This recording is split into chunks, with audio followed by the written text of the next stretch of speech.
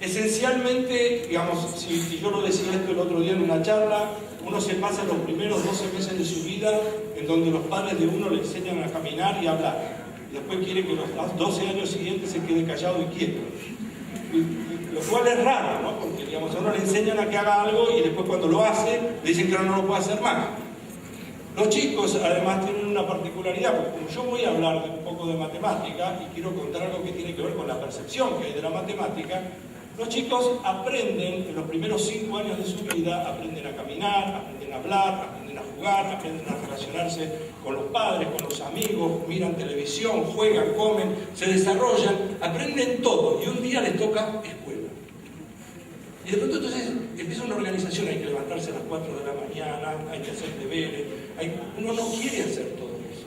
Si yo aprendí todo hasta acá, miren hasta dónde llegué, aprendí tantas cosas y de pronto tengo que ir a la escuela. ¿Por qué hay una cosa estructurada, armada, etcétera? Bueno, lo que pasa es que la escuela enseña otras cosas, además de la cantidad de información que uno adquiere. O sea, si uno se pusiera a medirlo estrictamente en términos del quantum de información que adquiere, a lo mejor entre los 7 años de escuela primaria y los 5 años de escuela secundaria es mucho tiempo.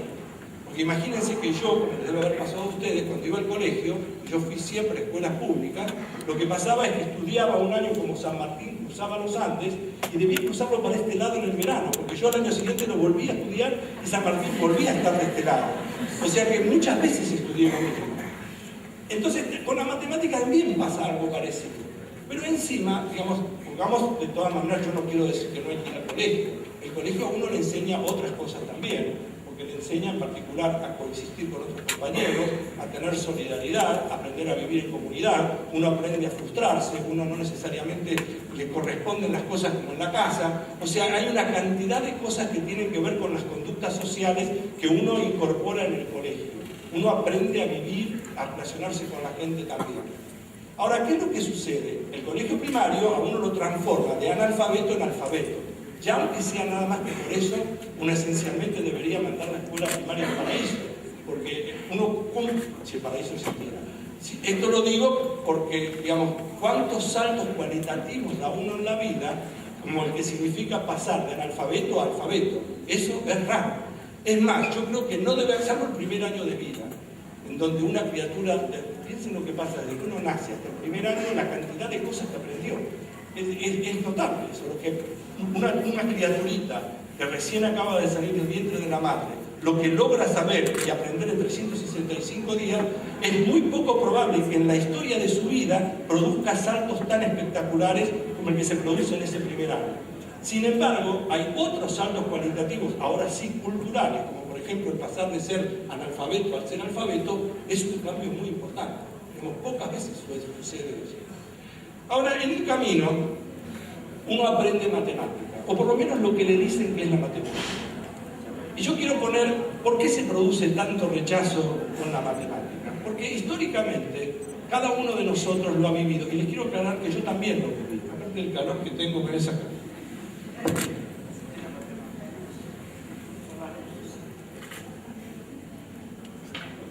El problema está en que ¿por qué uno tiene tantos problemas y rechazo a la matemática? Por lo menos mi visión.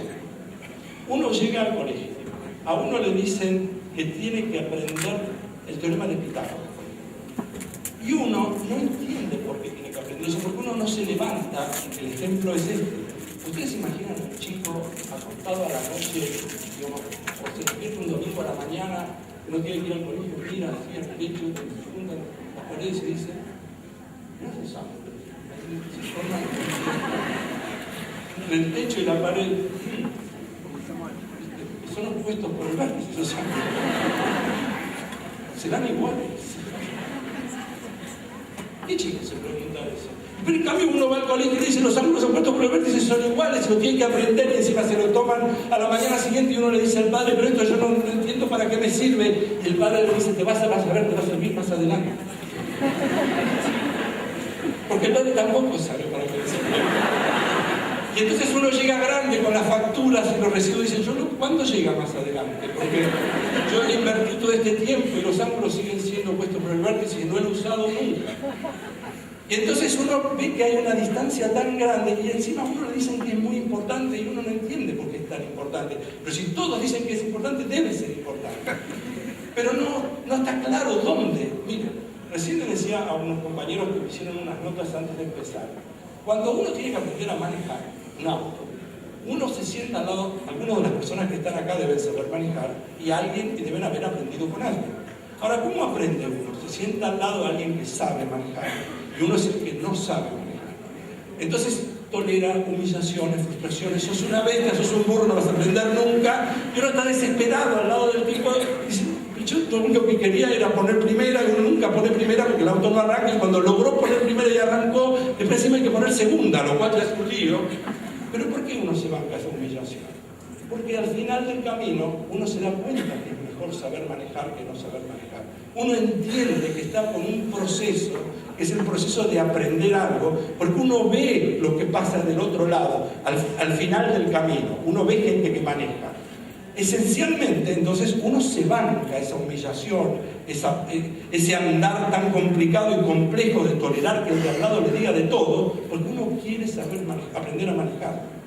En la historia, digamos, cuando uno entiende que vale la pena hacer algo, cuando quiere resolver un problema, entonces no le importa quedarse mucho tiempo despierto cuando a uno le importa. Por eso uno se queda en un recital hasta más tarde, o cuando tiene algún problema que le hace falta pensarlo.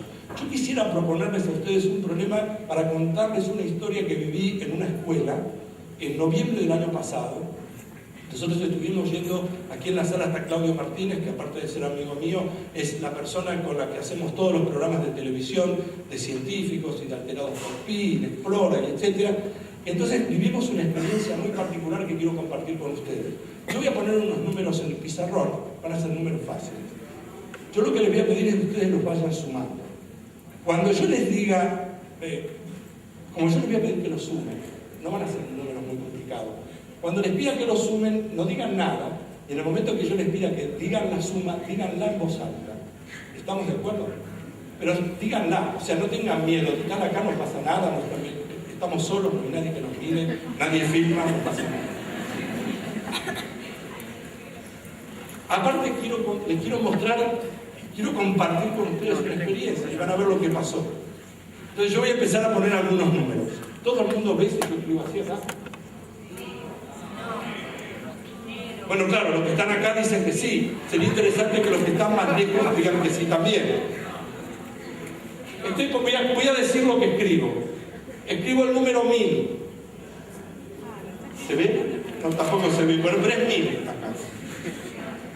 Y no, si no, no voy a terminar nunca. 1000. Ahora voy a escribir un 10. ¿Está bien? Ahora voy a poner otro 1000. Están sumando mentalmente, claro. Ahora pongo un 20. Nadie diga la suma hasta que yo no se las pida, por favor. Ahora voy a poner otro 1000. ¿Estamos bien hasta acá?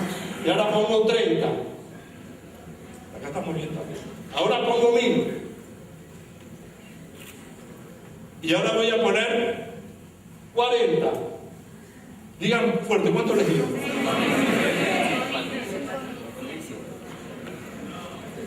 Cualquier cosa. Alguno que gritó pi por ahí, pero no puede ser. Ahora que todo el mundo está revisando, porque todos ustedes hicieron la cuenta diciendo yo no me voy a equivocar justo acá, que está en la cámara de televisión, este tipo que mire que sale en televisión, gana Martín Fierro, vamos a sumar bien acá. Pero usted ya sé que da 4100. Gracias. Da 4100. Lo notable es que como yo escuché, algunos que lo decían un poco más bajita, pero se escuchó un 5000. Varios dijeron 5000, lo cual no está tan mal. Es un poco más, un poco menos. Pero quiero decir, y ahora, ¿qué es lo que nos enseña esto? Yo les voy a contar qué pasó. Primero, que uno toma las sumas, salvo en este caso, que yo lo hice con, digamos, delante de todos, etc. Uno toma las sumas y lo hace naturalmente, como el que sube una escalera, 1000 más 40 más 10, cuando llega acá dice 5000 y de pronto se da cuenta que no era 5000, que es 4100. Yo esto lo hice en los distintos grados de la escuela primaria. El único grado Se dijo bien, todos los chicos dijeron bien el resultado, fue en el primer grado inferior. Primer grado. ¿Y saben por qué lo dijeron así? Después nos quedamos, era noviembre, se que terminaba el año. ¿Saben por qué? Porque para los chicos aprender a sumar es muy importante. Ese es el momento en donde uno aprende a sumar. Entonces estaban todos así, 1000, y se miraban entre todos como que este es un número grande. Más 10, más. Y entonces estaban muy atentos. Cuando yo dije, digan el número que les da la suma, todos dijeron 4100, cosa que no pasó en ningún otro grado. Entonces, esto nos está diciendo un montón de cosas. Miren, necesito contar una anécdota. Escribí en uno de los libros, porque es una anécdota espectacular, de cómo funcionamos nosotros los humanos. Estábamos en una mesa de periodistas y alguna gente de fútbol hace muchos años. Y estaba Tití Fernández sentado con nosotros y había ido al baño. Y yo les digo, ustedes, cuando él vuelva al baño, yo le voy a hacer una pregunta, pero ustedes no digan nada, van a ver cómo él no escucha. Entonces le dije, cuando él vuelve, le digo, Tití, digo, ¿vos tenés algunos cassettes de la época de Menotti? Me dice, sí. Digo, ¿tenés algunas notas que le hicimos? Me dice, sí. Digo, ¿los podrás buscar? Digo, mira, si me los conseguís, yo los escucho, los borro y no te los devuelvo. ¿Qué te parece? Dice, bueno, pero no me empieces a correr ahora, porque la semana que viene... O sea, uno no escucha. Digamos, uno da por supuesto que ciertas cosas pasan. Y no, bueno, digamos, como pasó con el 4100. O sea, hay un montón de cosas en que uno va automáticamente suponiendo lo que el otro va a decir, o suponiendo lo que el otro va a hacer. Insisto, como cuando uno va subiendo una escalera, hay ciertas cosas que no mira. Uno anda en bicicleta, una vez que aprendió se terminó. Cuando uno aprendió a manejar, va horrorizado como si estuviera mirando, ¿no? Digamos, va manejando mirando a los 800 costados. Entonces quiero contar, digamos, antes de mostrarles cómo hay ciertas cosas que atentan contra la intuición, y la matemática es algo que no es necesariamente lo que nos contaron que era. Si vienen 11 marcianos, llegaran a la Tierra, y yo le preguntara a alguno de ustedes, alguien que nunca escuchó nada de música, y yo le dijera, mira, hacer una selección musical y ponerle 10 canciones, más que nada para que estos chicos que vinieron de Marte se enteren de lo que es la música. Entonces el señor acá le hace una selección y le pone, primero, el himno nacional. Segundo, la marcha de San Lorenzo. Tercero, Aurora. Entonces, claro, digamos, no es que no forme parte de la música, pero ustedes no empezarían para seducir a un chico sobre lo que es la música, no empezarían por ahí. Nosotros con la matemática hacemos eso. Primero le ponemos, no es que no forme parte, en el fútbol, formar parte de una barrera es parte del juego. Es decir, uno se pone, el tipo se pone del otro lado y uno se pone así parado esperando que le peguen un pelotazo. ¿Qué sé yo? Es parte del juego, pero yo no empezaría a enseñarle a un chico, vení en un campito, vos ponete aquí y forma parte de la barrera, así empieza el juego. Así nadie quería jugar a la fútbol. Digamos, con los que juegan al básquet que se tienen que poner así cuando viene Shaquille O'Neal a 300 km por hora y uno tiene que ver si le hace foul en ataque. Foul en ataque con Shaquille O'Neal, no quiero jugar al básquet yo. Bueno, lo mismo pasa con la matemática. Uno empieza por el lugar equivocado. Digamos, lo mismo, miren, el teorema de Pitágoras, al que mencioné hace un ratito, es un teorema que se usaba hace 400 años, pero había una razón. Hace 400 años no había escuadras. Y como no había escuadras, no se podían hacer ángulos rectos. Entonces, los ángulos rectos, el teorema de Pitágoras, en realidad el recíproco del teorema de Pitágoras, lo que dice es que si esto mide 3 y esto mide 4, esto mide 5, si este ángulo acá es de 90 grados. Entonces, el teorema se usaba, o el recíproco del teorema se usaba para construir escuadras, ángulos rectos, porque de esa manera se dividía la Tierra. Esta parte te toca a vos, esta parte me toca a mí. Les voy a mostrar con un ejemplo muy concreto. Supongamos que yo tengo una torta. Una torta, la voy a hacer así, simplemente porque es más cómodo para visualizar lo que quiero. Si yo les dijera que la tenemos que dividir entre el Señor y yo, ¿cómo dividiríamos la torta con un cuchillo? Si somos amigos, evidentemente yo le digo, corta A o corte, Señor, y listo. Pero supongamos que no estamos en buenos términos. Tenemos que dividirnos la torta de manera tal de que cada uno de los dos se quede satisfecho con la porción que le toca. ¿Cómo cortamos? Porque no podría cortar, bueno, puede cortar ni ahora, pero también lo puede cortar por acá, ¿o no? Ahora, lo que pasa es lo siguiente, ¿cómo hacemos para saber? Porque no tenemos ninguna manera de medir. Está la torta y hay un cuchillo. ¿Cómo hacemos para que los dos nos quedemos contentos? Una manera sería, yo le doy a él el cuchillo y le digo que él corte. ¿Y quién elige primero? Si yo le doy el cuchillo a él corta, ¿quién elige primero para estar los dos satisfechos? Elijo yo primero, porque él va a cortar de la mejor manera que él crea, para que ninguno de los dos se quede, si él le toca elegir segundo, que él no se quede con una parte más chica, ¿está claro? O sea, esto se aprende en la época de la conscripción, cuando era obligatorio, uno en la conscripción corta por la mitad, vos cortás, yo elijo, yo corto, elegí vos, ¿estamos de acuerdo? Hasta ahí se entiende. No me miren con cara de que este tipo es una torta. ¿Qué quiere decir dividir? Es cuchillo. Son cuchillos, tortas, se cortan.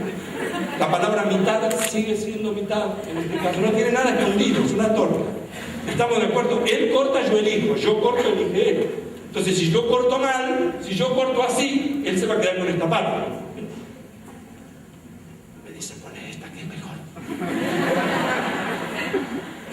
Para no despertar a la gente que está durmiendo arriba.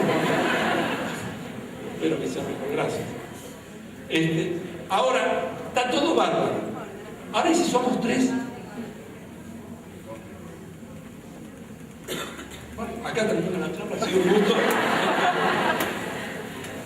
Si somos tres, hay otro problema, porque ahora no alcanza con decirle, bueno, uno corta, el otro elige, pero, bueno, ¿y el tercero qué hace? Entonces, esperen un poquitito. Primero, esto que voy a contar ahora es hacer matemática. Segunda cosa, esto que parece un chiste, bueno, parece que es un chiste, nadie corta tortas así.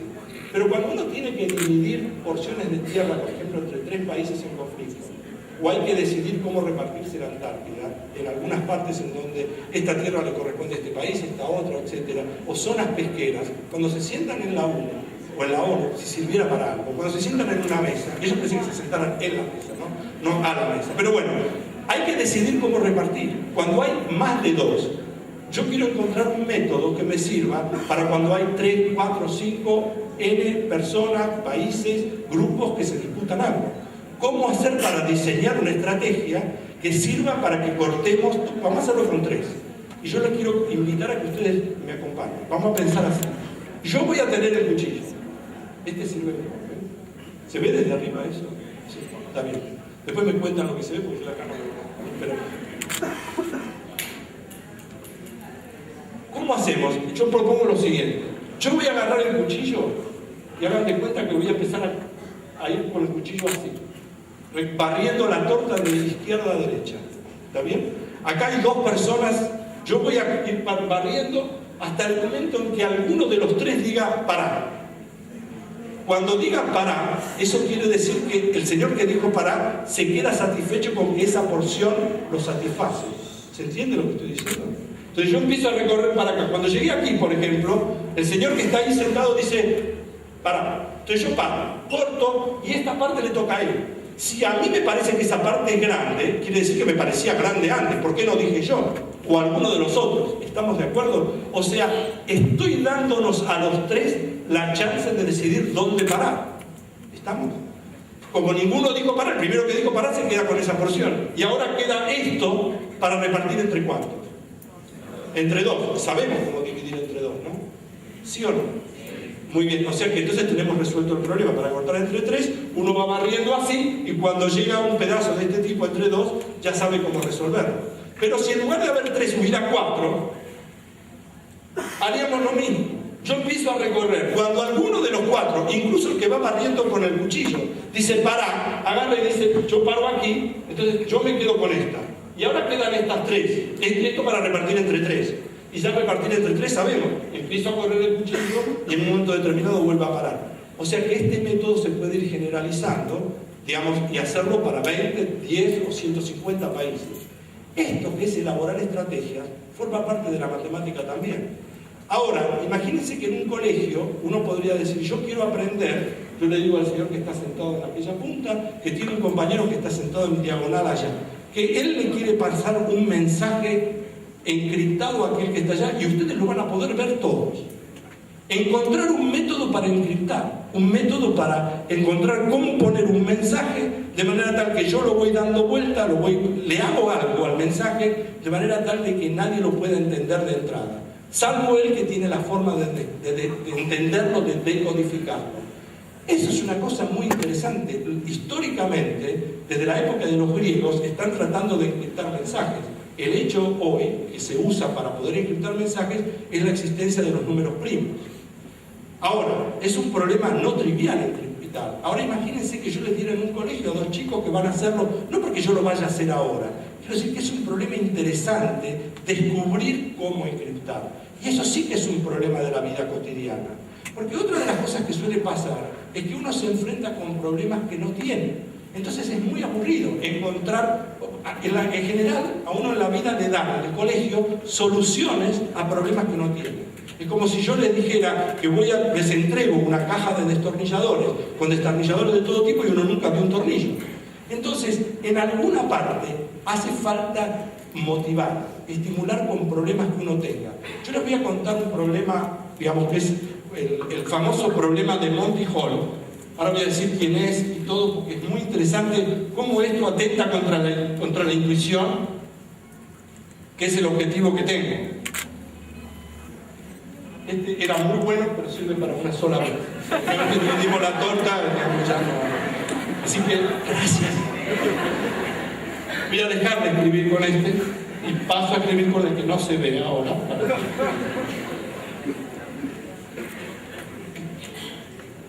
El programa, te voy a contar de qué se trataba. Era un programa de preguntas y respuestas en Estados Unidos muy famoso con un tipo que se voy a escribir acá, se llamaba Monty Hall.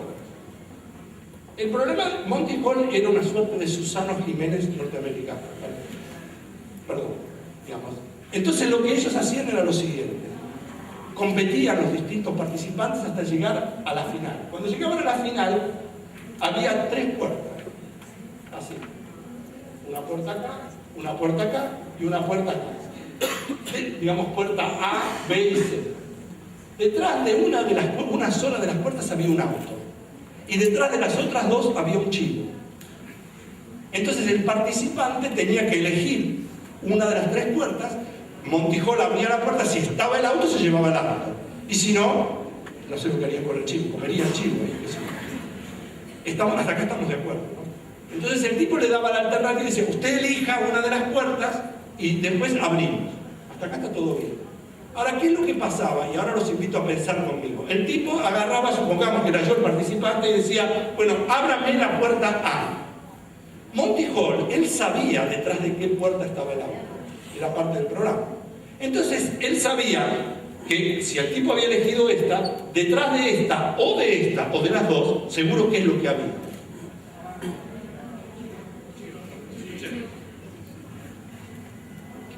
Me miran con una cara de ¿por qué me haces esa pregunta a mí ahora? Si detrás de una de las puertas hay un auto y detrás de las otras 2 hay un chivo, yo elijo esta sin mirar, detrás de estas 2, de una de las 2 o de las 2. ¿Qué es lo que hay? Seguro. En una tiene que haber un chivo, por lo menos 2. ¿Estamos de acuerdo? Entonces Monty Hall, vamos a suponer que él sabía que acá había un chivo, le abría esta puerta. Y entonces quedaban estas 2. Y le decía al participante: le doy otra chance. Usted elige, quiere elegir de nuevo, quiere cambiar lo que eligió, quiere quedarse con lo que eligió. ¿Qué es lo que le convenía al participante? ¿Cambiar? ¿Quedarse? ¿Da lo mismo? Si alguno sabe la respuesta, generosamente no la diga. Pero si pudiéramos... Ahora ya nadie quiere contestar, porque están otra vez las cámaras de la televisión siguiéndolo, y justo fui yo, el Carlito, que dije que daba lo mismo. Disculpo.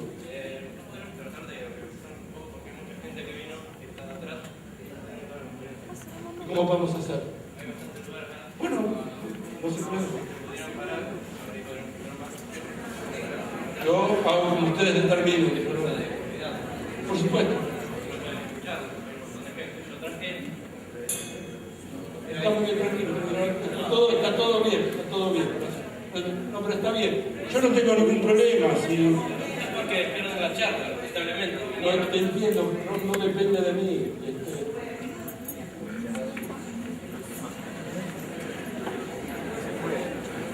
Yo les pido disculpas, no sé cómo hacer. No se puede. Bueno, tengo que venir otra vez, o en todo caso termino la charla del lado de allá. Perdón, digamos, es lo único que se me ocurre decir en el momento. Ahora voy a retomar esto. La historia hace que cuando uno está frente a esta situación, tiene que tomar una decisión. El tipo abrió esta puerta. A mí me queda esta que había elegido originalmente y esta que quedó sin abrir. Seguro que el auto está detrás de una de estas dos. Porque él sabía que detrás de esta no estaba el auto.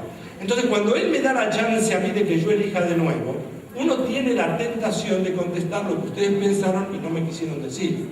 ¿Qué es qué cosa? Porque uno tiene la sensación es que da lo mismo. Porque ahora queda un medio y un medio, pareciera.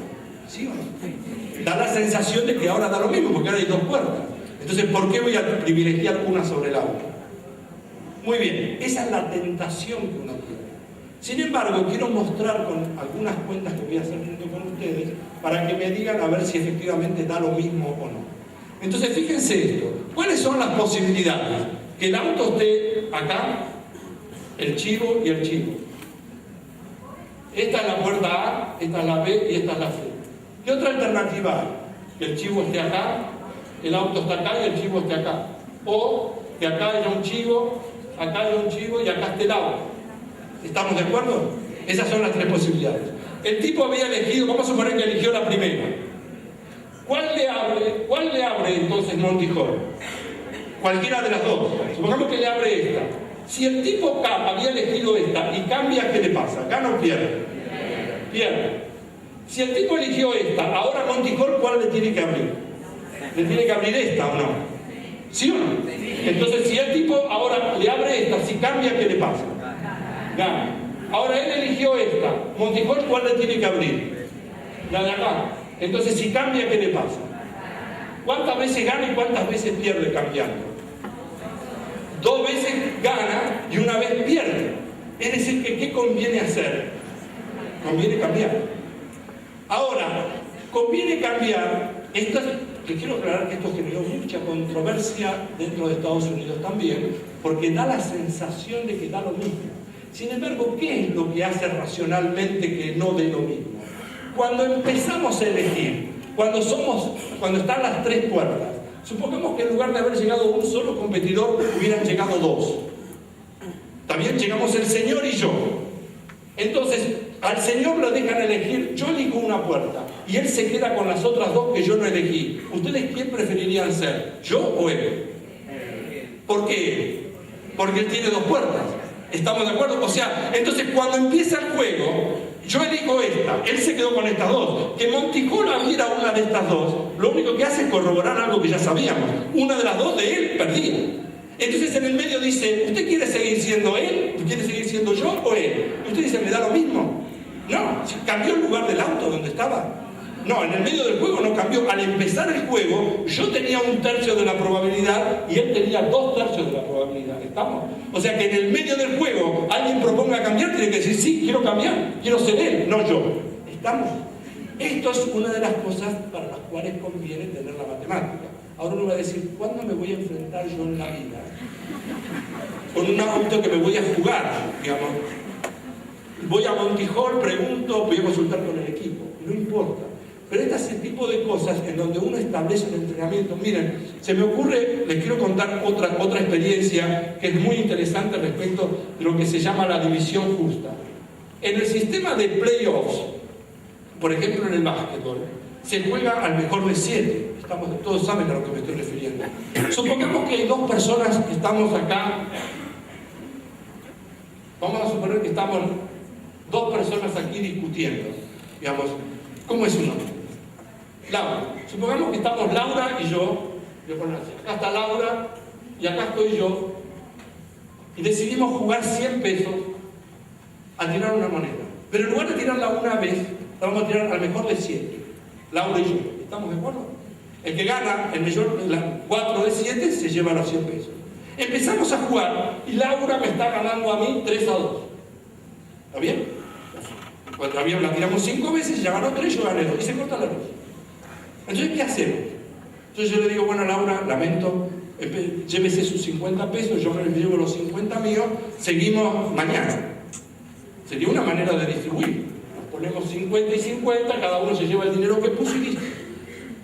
Pero Laura me dice, mire, la verdad que está todo bárbaro, pero hay algo que usted no está contemplando, que yo le había ganado a usted 3 de 5. 3 de 5 es ¿qué porcentaje? El 60%. O sea, en realidad, nos deberíamos repartir así el dinero, 60 y 40. ¿Se entiende lo que digo? ¿Por qué? Y resulta que está el compañero de Laura que le dice, Laura, para un poquito. Fíjate por lo siguiente, si vos ganás la próxima vez en el 6º tiro, ¿se lleva todo el dinero o no? Si gana la próxima vez. Si yo ganara en el próximo tiro, ¿ganaría yo todo el dinero? No, todavía le quedaría la alternativa a Laura de ganar, ¿o no? Para ganar yo tengo dos en contra y ella tiene y una a favor, y ella tiene 2 a favor y 1 en contra. O sea que ¿cuántas posibilidades tiene ella de llevarse todo el dinero? 2/3 y yo 1/3, ¿sí o no? Entonces el dinero, el compañero de Laura le dice, no, mira, llévate 66, 66, etcétera, y a mí me dan 33, es más, me dejan 34 para cerrar el decimal. Y está el abogado de Laura, que increíblemente acaba de llegar y se agarra de un brazo y le dice, momentito, mire, si usted gana una vez más, se lleva el 100%. Y si llegara a perder, todavía en el último tiro, ¿cuántas chances tiene? ¿50 y 50 o no? Entonces, quedaría así, dividido 2. Entonces, a ustedes queda, hay que repartirse así. 75 para Laura y 25. El problema está que el abogado quiere una parte y ahí empieza la discusión. Entonces, a Laura le conviene quedar amiga. Bueno, la matemática no dice cuál es la solución correcta. No dice que lo que hay que hacer es esto, o lo que hay que hacer es... Lo que sí es que la matemática a uno le enseña que esto es posible de ser analizado y ser contemplado. Entonces lo que uno puede no elegir saber, digamos, puede no elegir usar ninguna de estas opciones. Lo que no tiene derecho es que si uno le está dando la ventaja al otro, de que el otro sabe de que esto puede pasar, el otro tiene una ventaja. Después uno la usa o no la usa. Yo puedo decirle a Laura, llévese todo el dinero. No hay problema. Pero lo que no tenemos derecho es a saber que esto existe y no saber, o no usar. O sea, en alguna parte hay un lugar en donde cada uno de nosotros, el conocimiento empieza a obrar en favor mío. En el básquet, por ejemplo, vamos a suponer como cualquiera de los partidos, como le pasó a la Argentina, supongamos en el partido contra España en el Mundial de Japón. En un momento determinado la Argentina tenía tiempo muerto a favor, estaba perdiendo por 1. Todo España sabía que a quién le iban a dar la pelota. ¿A quién le íbamos a dar la pelota a los argentinos? Como le pasó a Chicago cuando jugaba las finales con Seattle o con Utah. ¿Iba a terminar en las manos de Ginóbili o en las manos de Michael Jordan? ¿Sí o no? Entonces ahora empieza la teoría del juego. ¿Yo qué hago? Voy y lo cubro a los otros, sé que se la van a dar a él. Yo que soy el técnico argentino, lo uso a Ginóbili como supuesto, digamos, disfraz de la jugada que voy a hacer, enmascararla para que la pelota vaya a otro, pero prefiero que el tiro lo tome el otro. Es un problema, es interesante analizarlo. Cuando la Argentina jugó contra Alemania, el Mundial ¿con quién fue? Con Alemania, sí, con Alemania. En el Mundial de Alemania, hace 5 años, en ese momento se acuerdan que se definió por penales un partido. El arquero alemán tenía en la mano un papelito, en donde leía, es lo que uno cree, que leía hacia dónde pateaban los argentinos, dónde les era más cómodo. A lo mejor el alemán tenía dentro un chiste que iba leyendo cada vez que la voz, porque se aburría entre penal y penal y estaba leyendo. Pero los argentinos no sabían qué es lo que tenía.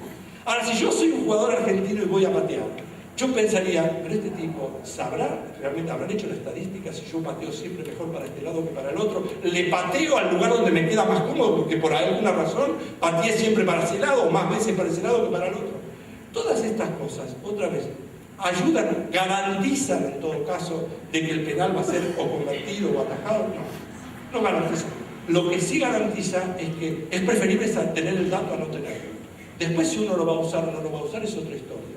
Pero yo prefiero tenerlo el dato. Y la matemática sirve para eso.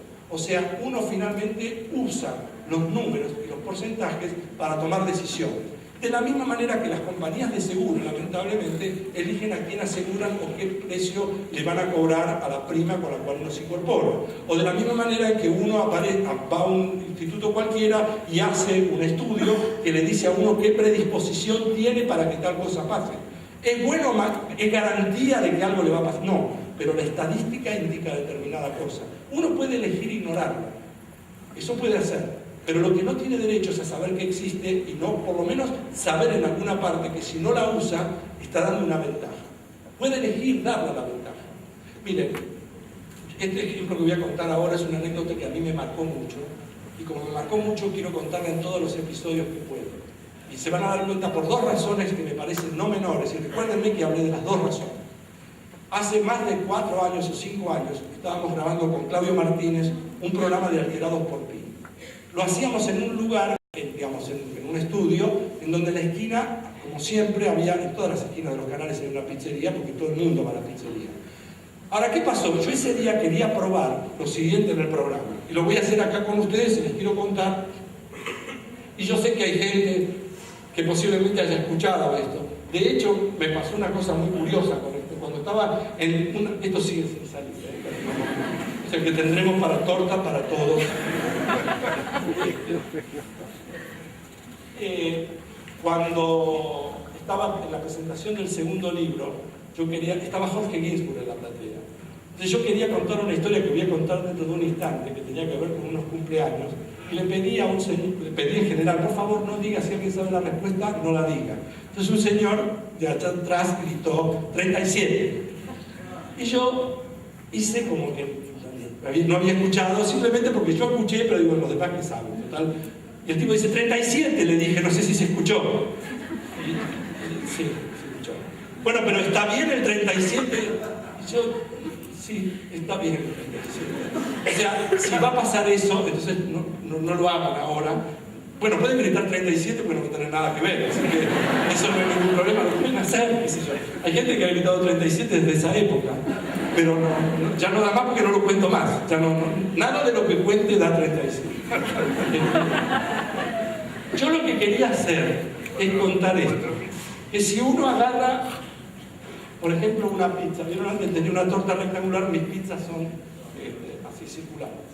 Cuando uno tiene que cortar una pizza en general, digamos, supongamos que hay 2 personas, bueno, no sé por qué si hay 2 o 4, pero uno en general suele cortar una pizza así. Díganme que estamos de acuerdo, más o menos. En general uno corta las pizzas así. Yo en el programa lo que quería era mostrar que uno puede cortar también así. Entre 2 personas, supongamos. Uno puede cortar así. Corta de esta forma, corta acá, después corta así y corta así. Entonces, este pedazo es igual a este. Este es igual a este. Este es igual a este y este es igual a este. ¿Estamos de acuerdo? Entonces yo le digo a Claudio, le digo, mira, vamos a preparamos un pizarrón, yo lo voy a hacer para mostrar cómo se puede usar un poco de geometría para ayudar a la gente que no sabe cortar. Le digo, entonces, también me voy a matar acá. Entonces, le digo, cortemos la pizza. Claudio me dice, ¿por qué no hacemos una cosa? ¿Por qué no traemos una pizza de la esquina? Digo, Claudio, no traigamos pizza, porque yo tengo esta sola ropa, te imaginas, yo cuando quiero, yo soy muy incompetente en general.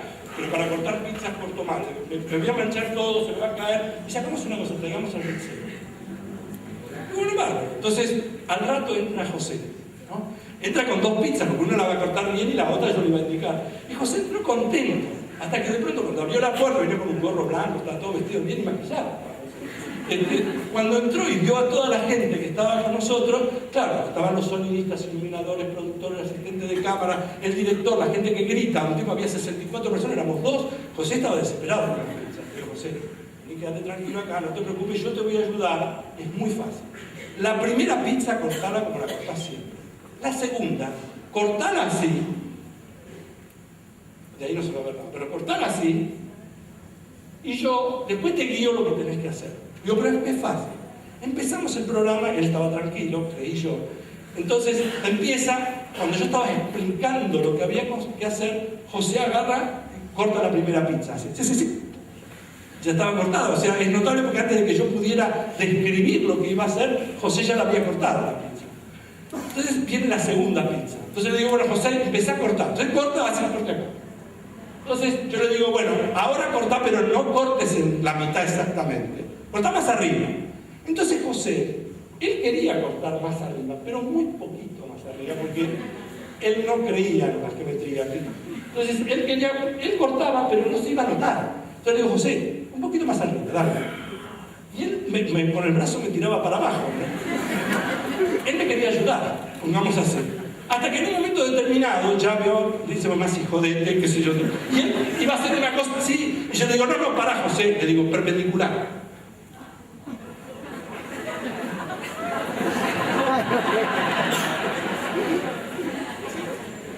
Entonces, cuando yo me di cuenta que él no entendía lo que era la palabra perpendicular, le digo 90 grados. Y cuando me di cuenta que tampoco se entendía eso, le digo, hacer una cruz. Y ahí sí, efectivamente, hizo todo bien y siguió. Pero quiero sacar dos moralejas. La primera, que me sirvió a mí mucho, es que nosotros, que somos comunicadores, docentes, y seguramente mucha gente acá es padre, o tiene, uno muchas veces está pidiéndole a otra persona que haga algo. Y la otra persona no es que no lo quiere hacer. La otra persona decididamente no entiende lo que le está pidiendo el otro. Entonces, a partir de ese momento es como si se congelara, digamos, uno, digamos, queda detenido, porque entonces no es que no quiera cooperar, el mensaje no llega. Y muchas veces, insisto, los comunicadores, docentes, padres, personas que tengan hermanos mayores, pero no importa, todos en alguna instancia de nuestra vida queremos la colaboración del que tenemos al lado y en algún lugar hay un problema. Y la comunicación es un problema no menor, poder comunicar. Punto A. O sea, eso me sirvió a mí mucho. ¿Cuántas veces habré yo usado equivalentes de la palabra perpendicular y que efectivamente nunca llegó el mensaje a la persona que lo estaba diciendo? Pero la segunda cosa que aprendí después, cuando empecé a contar esta historia, es que a medida que yo la fui contando con distintos públicos, como les pasó a ustedes, ¿cuál fue la primera reacción mía como la de ustedes? Cuando yo cuento la historia, toda la gente, cuando yo digo perpendicular, y yo hago así, como que el tipo se frizó y no pudo hacer nada, todo el mundo reacciona riéndose, ¿o no? ¿Y uno de qué se ríe? Uno lo que se ríe es de que el otro no entiende lo que significa perpendicular. O sea que, increíblemente, nos estamos riendo de que el otro no sabe. Si yo les preguntara a ustedes directamente y fuera por un camino recto, ¿ustedes se reirían de una persona que no entiende algo? No me voy a reír, ¿por qué? Pero esto demuestra que cuando uno va por otro costado, en cambio uno sí tiene la tentación, la tendencia a sentir que en algún lugar uno es superior, entre comillas, es mejor, entre comillas, porque siente. Y le hace notar al otro que el otro no entiende. Y eso, aunque uno no se lo haga notar en forma explícita, la otra persona lo percibe. Lo percibe en el lenguaje corporal, en los silencios, en las sonrisas, en los gestos o en la actitud. Y uno no entiende qué es lo que está pasando, por qué hay una rebelión de parte del otro, y el otro en algún lugar se siente irrespetado y no lo puede verbalizar. Entonces, en algún lugar, digamos, yo creo que estamos abusando del poder de tener el conocimiento. Y entonces eso es muy peligroso. El otro día me decía una compañera mía que es matemática, miren, me voy a poner en un lugar, si aparece arrogante, por favor quítenmelo, pero necesito compartir esto con ustedes. Me decía, Adrián, tened cuidado con lo que decís. Porque vos estás diciendo muchas cosas y al mismo tiempo todas esas cosas pueden ser interpretadas como verdad. Y yo no quiero que se interpreten como verdades. Yo no sé. Yo quiero mostrarme falible porque yo tengo muchas dudas. Tantas dudas como tienen ustedes. O sea, yo lo que hago es proponerles a ustedes que pensemos juntos cosas que tienen que ver con la matemática, con la vida cotidiana, etc. No necesariamente hay personas que vengan y arrojan verdades así. Yo qué sé. Yo les cuento experiencias mías. Hay gente que se pasa pensando un montón de estas cosas y posiblemente tenga respuestas para cosas que yo estoy planteando acá. Entonces, cuando en algún momento yo hice una demostración de que no hace falta saber las tablas, sacándola del 2, sumar, digamos, lo único que había que saber, uno puede multiplicar números, dos números, sin necesidad de saber las tablas, salvo la tabla del 2, sumar y dividir por 2. Entonces lo conté en uno de los libros, lo conté en página 12, y resulta que cuando Filmus era ministro de Educación, a mí me consta que hizo una reunión con un grupo de docentes, de más de 1000 docentes, y planteó por qué enseñábamos tablas de multiplicar. Es decir, no es que no hay que saber las tablas. La pregunta es, ¿hay que aprender las tablas en el momento que uno las enseña? ¿O uno podría aprender las tablas de multiplicar en otro lado? No sé si alguna vez ustedes vieron cómo es el método. ¿Lo vieron el método de alguna vez? Hay un método que, por supuesto que lo inventé yo, este es un método que se usaba mucho en la ex Unión Soviética, ahora sé que se sigue usando en Rusia y en varias de las que eran repúblicas soviéticas. Por ejemplo, mi madre, que es polaca, ella nació en Polonia, después se transformó en Ucrania, después en Rusia, no está claro dónde nació mi vieja, pero seguro que nació, yo eso me quedó claro. Y ella, digamos, en alguna época sumaba así, y yo nunca entendía lo que hacía. Porque es curioso, ustedes la ven a mi vieja, que tiene 88 años, ella hace todo en castellano, es imposible decidir que ella no es argentina. La única cosa que no puede hacer es cuentas. Las cuentas las hace en polaco, lo cual es raro, una mujer rara mi vieja. Pero yo, por ejemplo, que para contar que lo que me pasa a mí, yo cuando estoy en Estados Unidos, por ejemplo, hablo en inglés como todo, pero si hay que hacer cuentas, las hago en castellano. Digamos, me resulta más, si ustedes me dicen, yo le preguntara, ¿qué es más, el 73% de 37 o el 37% de 73? Porque la palabra porcentaje, otra vez el número 37 viene a aparecer acá. A mí que no me digan. ¿Qué es más, el 37% del 73% del 37 o el 37% del 73? Hacelo en inglés, a ver, o en polaco. Es lo mismo. Uno puede hacer las cuentas ustedes para ver qué es lo mismo. Pero, digamos, de entrada uno se ve impactado. Cuando le dicen esto, uno dice, yo no fui, señor. Bueno, quería mostrarles cómo se hacía esto, cómo se puede multiplicar dos números. Se hace así. Supongamos que quiero multiplicar 23 por 34. Entonces uno va haciendo esto de este lado.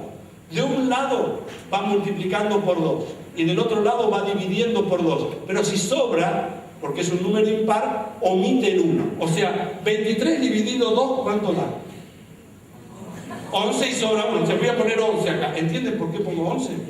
Me olvido de que sobra 1. Al multiplicar por 2 acá queda 68. ¿De acuerdo? Ahora hago lo mismo. Divido por 2, acá queda 5.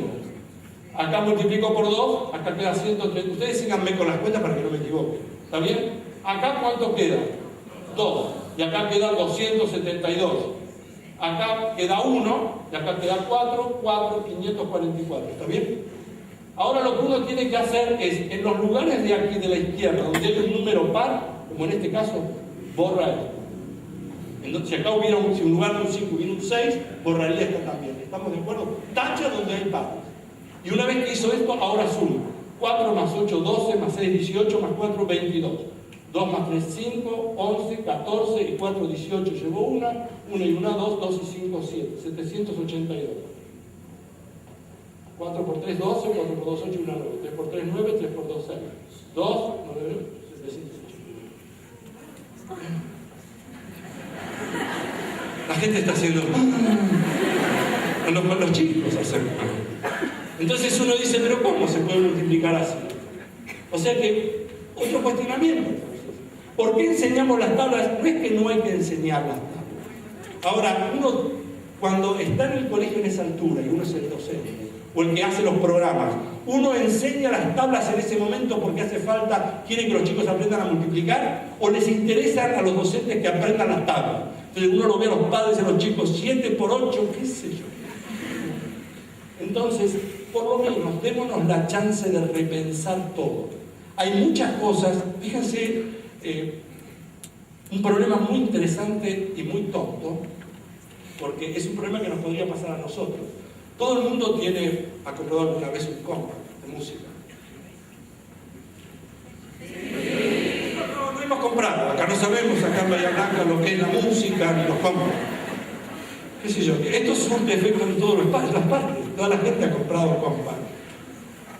Uno, cuando compra un compact, vamos a suponer que tiene 10 canciones, por poner un número, digamos, en general. Entonces, esas canciones vienen numeradas: 1, 2, 3, 4, 5, 6, 7, 8, 9 y 10. Vamos a suponer que yo me compré un compact que tiene 10 canciones y todos los días, ustedes vieron que todos los reproductores de compact tienen una función que permite pasarlos al azar. El random se llama. Entonces las pasa de alguna manera, no necesariamente en orden, ¿sí o no? Vale. Vamos a suponer que yo quisiera, porque me gusta mucho este compact, lo quiero escuchar todos los días en un orden distinto. ¿Estamos de acuerdo? O sea, querría encontrar una manera de que alguien me ordene las canciones de estas 10 canciones de manera tal que todos los días sea un orden diferente. ¿Acá estamos de acuerdo? ¿Cuántos días tienen que pasar? Y por favor, si alguien conoce la respuesta, no la diga, no es 37. ¿Cuántos días tienen que pasar hasta que yo repita el orden? Porque no me queden más alternativas. Es increíble, a la gente se le ha caído algo por todos lados. Entonces, vamos a pensarlo de esta manera. Si en lugar de haber 10 canciones, ¿cómo? Si en lugar de 10 canciones hubiera 2, ¿cuántas alternativas habría? 2. O sea, podrían ser 1-2 o 2-1. Si hay 2 canciones, hay 2. Si hay 3 canciones, ¿dónde uno podría decir? Es 1-2-3, 1-3-2, 2-3-1, 2-1-3, 3-1-2 y 3-2-1. ¿Estamos de acuerdo? Hay 6 maneras. Que sería una manera, o sea, que son estas dos, el 3 podría venir acá, acá, acá, el 3 podría venir acá, acá, acá, y eso me da 6. ¿Estamos de acuerdo? O sea que si hay 3 canciones, es igual a 2 por 3. ¿Está bien? Si hubiera 4 canciones, ¿cuánto va a dar? 12. ¿El 4 dónde puede venir? Puede venir al principio acá, acá, acá y acá. ¿Estamos? Y así, acá por cada una de estas 3 hay 4 maneras de poner el 4. ¿Estamos? En total, ¿cuántas habría? Si acá había 6, acá va a ser, en lugar de 6, va a ser 2 por 3 por 4. O sea, va a ser 24. ¿Estamos? Si fuera 5, sería 5 por esto, queda 120. Si hubiera 6, es 6 por esto, queda 720. Como yo me hice el machete que me traje acá, quiero tener el número exacto para no mentir. Cuando uno tiene 10 canciones, el número que da es este. Este número de paréntesis se llama 10 factorial, que lo que indica es 10 por 9 por 8 por 7. ¿Estamos de acuerdo? Este numerito da, lo voy a escribir acá, 3.628.800. Con lo cual, esto da casi 10.000 años. Conviene que no sigan, porque no da. Digamos, no solamente no da 37, sino que hay gente que ha quedado anclada en la vida, dando vueltas esperando que se le repitan, no se le va a repetir. Digamos, no sé cómo hacer para decirles esto. Avísenme que me voy a matar con esta parte, pero... Ahora, otra vez, uno puede, muy feliz, estar todos los días yendo a laburar pensando que algún día se va a repetir. Por ahí no, porque uno se da cuenta, ya se está cuentita y se da cuenta de que no le va a dar. Y esto viene a cuento de que hace un ratito, antes de empezar la charla, planteó un problema que hubo en la Argentina, que ustedes seguramente deben conocer, que es el problema de las patentes de los autos. Claro, digamos, todo el mundo tiene patentes en los autos, acá también. El problema de los autos que se planteó, no porque yo digo la patente de los autos, es la patente de los autos. El problema que se planteó con las patentes es que históricamente, ¿qué pasaba? En la Argentina las patentes venían con una letra, la B, y después venía un número, 6, 93, 7, pero después no alcanzaban. Hasta que entonces se empezó a poner una B, pero con un número 1 acá, ¿se acuerdan? Y después no alcanzaban tampoco con 1,000,000 y pico, entonces yo voy a poner 2. Entonces alguien dijo, bueno, vamos a hacer una cosa, saquemos eso y permitamos letras, que es lo que hay ahora. Entonces vamos a poner así, 1, 2, 3, 4, o sea, 1, 2, 3, 4, 5, 6 lugares. 4, 5, 6 lugares. Y pongamos 3 letras acá y 3 números acá. ¿Estamos de acuerdo? Con lo cual, evidentemente, ahora, en estos 3 lugares, para estos 3, ¿cuántos números posibles hay? ¿Hay 1000?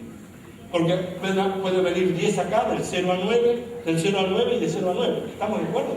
Entonces, acá va a haber 1000. Y acá, como pueden venir 26 letras, 26 letras y 26 letras, es 26 por 26 por 26. ¿Estamos de acuerdo? Pero ¿qué pasó? Alguien dijo, sí, vamos a hacer una cosa. Dejemos la letra que va al principio para que indique la provincia. Entonces, en la provincia de Buenos Aires acá va a venir una B.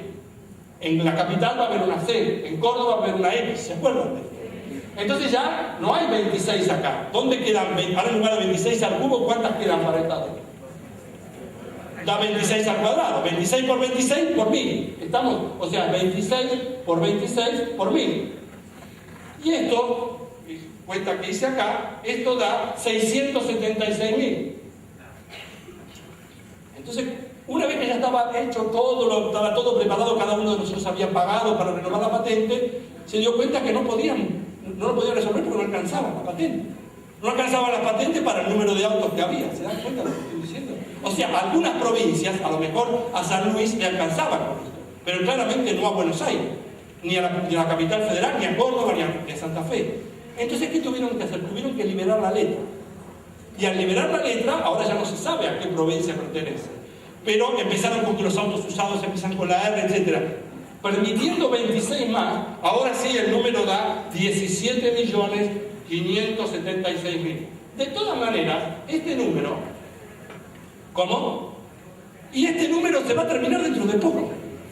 Y entonces ahí vamos a tener que poner, no sé, pi. Vamos a tener que empezar a poner letras griegas para que alcance. Quiero decir, esto nos costó una fortuna.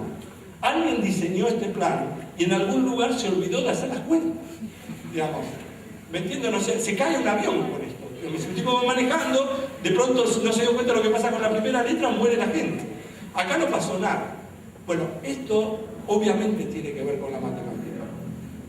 Voy a hacer una última cosa con ustedes para mostrarles cómo la intuición nos afecta. Y por eso me traje esto que me trajo Claudio. Que es lo siguiente. Me gustaría saber cuántas personas hay en esta fila. 13 hay acá. O sea, y acá en la segunda fila hay otras 13. Yo querría probar lo siguiente. Les voy a ir preguntando para que digan en voz alta los días que nacieron, no el año, para que cada uno, no el año. Si quieren decir el año también, pero digamos, el día. ¿Estamos de acuerdo?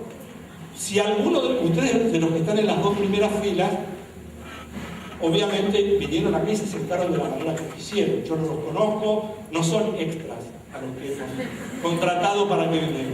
Si alguno de ustedes al decir el día del cumpleaños llega a escuchar que el cumpleaños de ustedes es dicho, por favor levante la mano. ¿Estamos de acuerdo? ¿Se entiende lo que estoy pidiendo? Después lo pruebo con todos ustedes, así que vayan preparándose, entrenando bien a decir el número de cumpleaños. ¿Me dice el número de cumpleaños? ¿De qué mes? 9 de julio, 23 de noviembre, 29 de enero, 19 de junio, 11 de noviembre, 14 de noviembre, 12 de mayo, 21 de septiembre, 3 de enero, 17 de marzo, 1 de mayo, 28 de julio, 8 de septiembre, 2 de julio, 26 de octubre. ¿No apareció ya alguien que el cumpleaños? No. ¿Usted? ¿Cómo?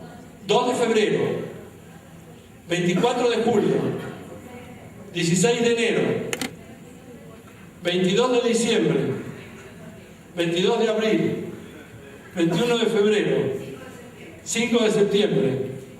¿Cuánto? 13 de marzo. ¿Usted también? ¿Usted ya escuchó su cumpleaños? ¿Ya lo había escuchado antes? No levantó la mano. No, ok. Me hizo sufrir. Ya es otra plata. Pero miren qué interesante. El número de personas que hacen falta para que la probabilidad de que 2 cumplan años el mismo día sea mayor que un medio, o sea, mayor que un 50%, es nada más que 23 personas. Lo cual atenta contra la intuición.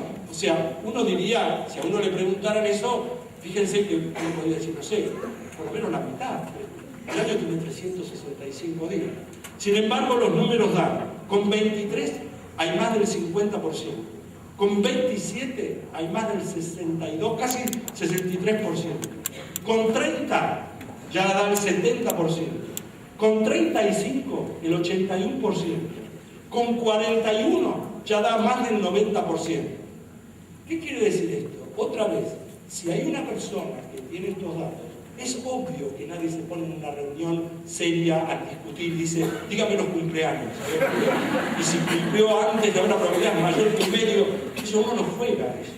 Pero estas estadísticas, estos datos que parecen raros, que no se usan en los cumpleaños, se usan de otra manera.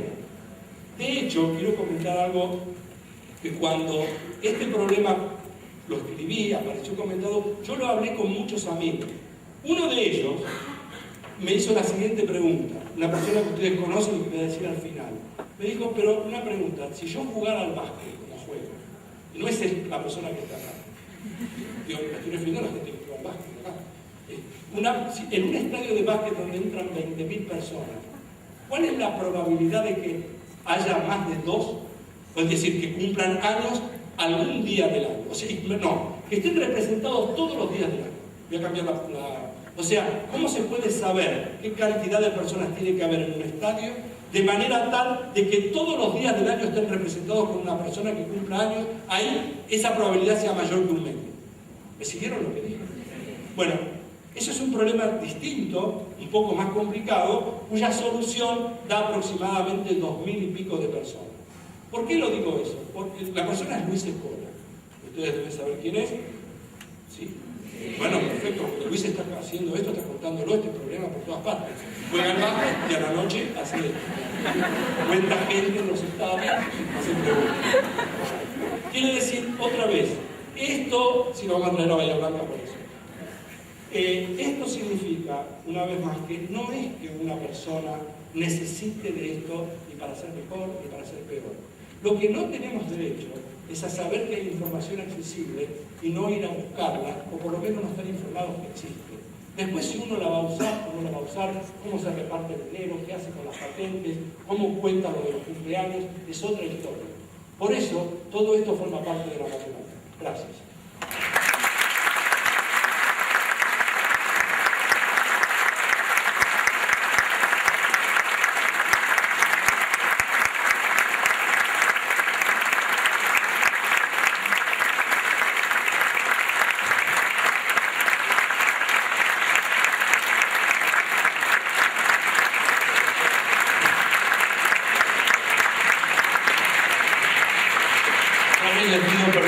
Que estaban ahí atrás, la señorita me decía que si hay alguna gente que quiere, algunas personas que quieren hacer alguna pregunta. Gracias, Ángel. Nosotros podemos no alcanzar los micrófonos. Y hágame usted una pregunta.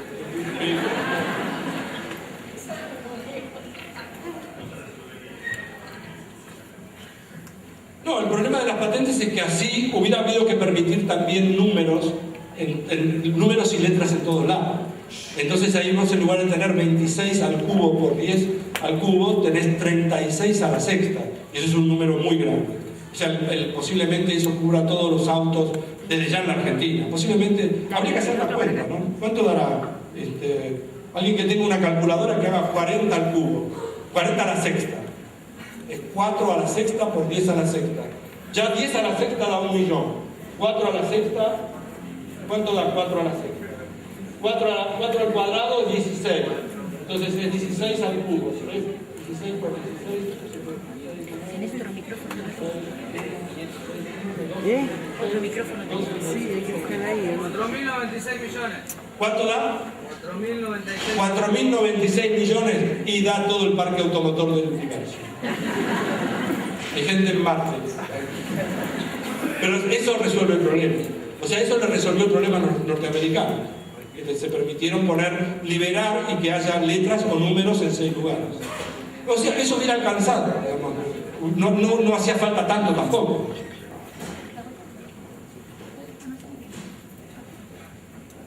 ¿Puedo contar el de Montifol otra vez? Y ahora todos ustedes saben la respuesta. Sí, yo me voy a hacer la pregunta. Si, digamos, una propuesta podría ser para tratar de combatir la resistencia que tienen la gente a estudiar matemáticas, que sería una buena motivación, según el planteo. Bueno, y si te responda si es un camino, y la otra respuesta, si fuera la motivación, generalmente motivar lleva mucho tiempo.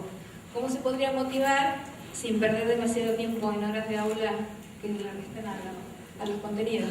Mire, otra vez, yo le voy a decir lo que yo pienso y por favor no lo interprete como... Una vez hecha esta aclaración, A mí me parece que nosotros en general tratamos de cubrir muchos temas. Y al cubrir muchos temas le entramos muy poquito a todo. Entonces yo preferiría elegir 2, 5, 10. Si pudiera hacer una cosa loca, le diría que a mí me gustaría, yo lo hacía en unas prácticas de arte, que es poner al principio de cada práctica 5 problemas. Entonces, si el alumno que empezaba la práctica era capaz de resolver los problemas, no necesitaba hacer la práctica. O sea, mostrar que el problema es tratar de encontrar problemas que uno diga, bueno, si alguien sabe resolver esto, no hace falta que le dedique mucho tiempo. Mire, en el año 1980 y algo, 2 alumnos míos en la tercera clase de análisis 1 vinieron y me plantearon un problema.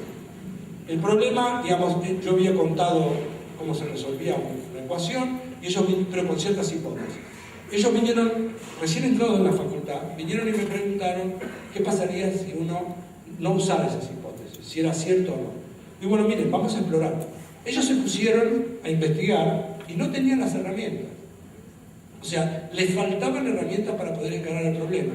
Lo que terminaron haciendo es estudiar apurados todo lo que iba a venir en el curso y más. Terminaron publicando un artículo, antes de rendir la primera materia de la facultad, terminaron publicando un artículo en el American Mathematical Monthly, y lo publicaron porque resolvieron una cosa muy interesante. Por supuesto que no era la tesis de nada, pero era muy interesante. Cuando ellos vinieron a rendir examen, el día que vinieron a rendir final, ¿yo qué hacía? ¿Les firmaba final? No. Pues si yo ya sabía que yo sabía. El objetivo entonces con los exámenes, ¿qué es? Saber, porque uno cuando viene a dar un examen, que es otro de los problemas, viene a dar un examen y uno muchas veces tiene tantos problemas que posiblemente hasta el momento en que logra enfrentarse con el problema que realmente tiene, a lo mejor no durmió, se despertó tarde, tiene que ir a la casa. Hay una cantidad de situaciones que uno no contempla. En particular, por ejemplo, hubo algunas materias en las cuales venían los alumnos y yo les decía, bueno, vos entre 4 y 10, el 4 ya lo tenés. Ahora, entre los dos, busquemos juntos entre 4 y 10 cuál es. Contame qué es lo que te gustó, qué es lo que no te gustó. O sea, hay una situación en todo el tiempo de abuso de autoridad para mí, y eso genera en general mucho rechazo y mucha resistencia. Lo cual no significa que uno tenga por qué ser flexible con respecto a lo que uno tiene que saber. Si el otro lo sabe puede pasar, y si no lo sabe no debería pasar. Pero que tenga que ser una cosa un poco más generosa. Tenemos una dificultad para decir no sé, para mostrarnos falibles. O sea, esa es una dificultad que me parece que es un poco expandida. La vida nos cuesta trabajo decir no sé, me equivoqué, no entiendo, déjamelo pensar. Eso es un problema. Pero bueno, digamos, entonces no sé cómo estimular. Mostrándonos falibles, pensando con las otras personas. Eso estimula, tratando de detectar cuáles son los problemas que tienen ellos. Si usted me quería preguntar algo, había otra persona. Sí.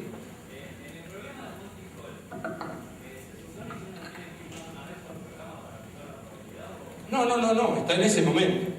A vos yo te doy una chance, primero elegís una puerta, yo después te abro otra, de las que yo estoy seguro que no hay, y te doy la alternativa de quedarte con la que elegiste antes o cambiar.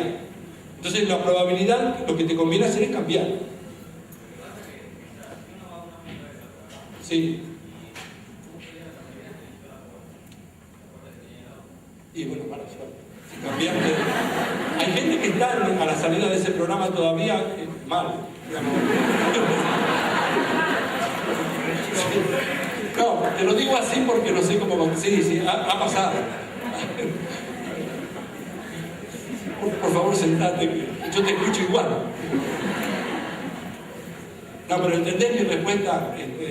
Sí, me dan una sola chance. ¿Hay otro que me quiera preguntar lo mismo? No, yo quería comentar que un poco tarde aprendí Pero póngale el micrófono así todo lo demás. Digo que aprendí un poco tarde, pero nunca es tarde, que la matemática, que resolver ecuaciones y teoremas ayudan, amplían el campo del razonamiento, ayudan a pensar, y me parece un elemento vital que no sé si hoy en día se difunde. Estoy de acuerdo. Bueno, muchas gracias a todos. En serio.